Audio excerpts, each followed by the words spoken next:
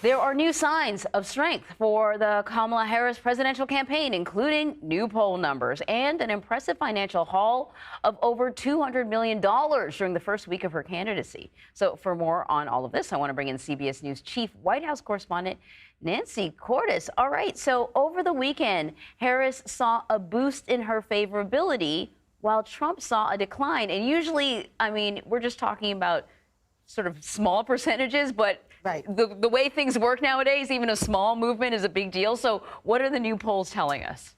Right. In this case, they weren't small. They were actually pretty sizable. Her favorability ratings went way up, particularly among independents, which was interesting, while Donald Trump saw a similar decline in his favorability ratings. Now, obviously, this is just 1 week's worth of data. We don't know if this is going to be durable, but the campaign argues that it is just one sign of pent-up interest and excitement about this Harris campaign 1 week after she took over the reins from the president, Joe Biden.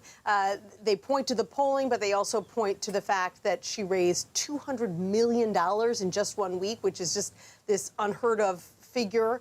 170,000 people signing up to volunteer for her campaign around the country.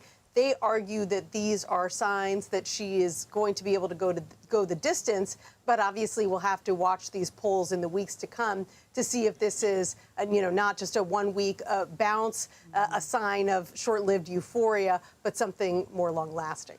So, it seemed like initially the Trump campaign was sort of struggling to figure out what their messaging was going to be once the Harris-Biden switch happened. In fact, in the sort of days afterwards, they seemed to be still campaigning against President Biden. Have they figured out their messaging?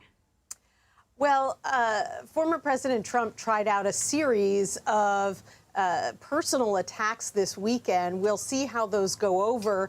Among other things, he called her evil. He called her low IQ. He called her a bum. And really sort of went after her with these very vicious personal attacks.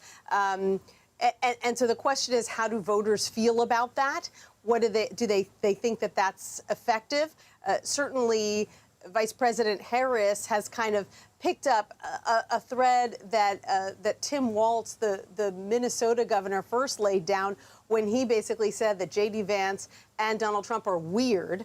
And the campaign felt like that was actually pretty effective messaging, that it kind of cuts through a lot of the noise out there, and perhaps their more high-minded argument that Trump is a threat to democracy wasn't getting through to everyone. And so you heard everyone from Kamala Harris to a variety of VP contenders this weekend arguing that the two men on the Republican ticket are just weird.